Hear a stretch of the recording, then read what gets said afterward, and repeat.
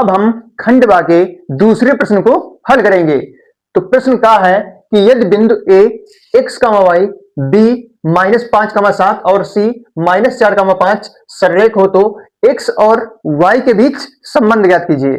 सररेख का मतलब होता है कि एक ही रेखा में स्थित। तो ये जो तीनों निर्देशांक हैं ये एक ही रेखा में स्थित हैं।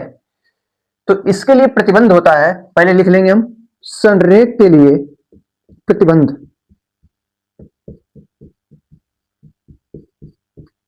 इसके लिए हमको फॉर्मूला लिखना पड़ेगा। तो संरेख के लिए प्रतिबंध होता है कि x1 bracket y2 minus y3 plus x2 bracket y3 minus y1 plus x3 bracket y1 minus y2 बराबर 0। ये होता है संरेख के लिए प्रतिबंध, अर्थात फॉर्मूला होता है। अब यहां पे लिखा है x, y, तो x को मानेंगे हम x1, y को मान लेंगे यहां पर y1, -5 को x2, 7 को y2, -4 को x3, 5 को y3। x1, y1, x2, y2, x3, y3 ऐसे आपको मान लेना है। अब यहां पे लिखा है x1, तो x1 का मान आपको x रखना है।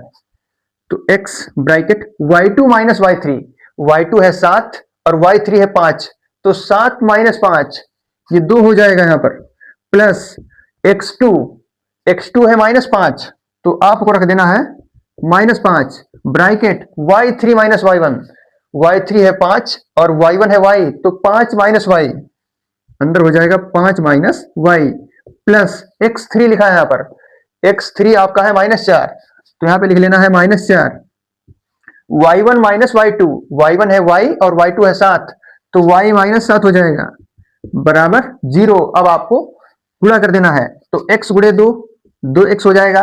अब यहां पर plus minus, -5 bracket 5 minus y, plus minus minus हो जाएगा 4 ब्रैकेट y -7 बराबर 0।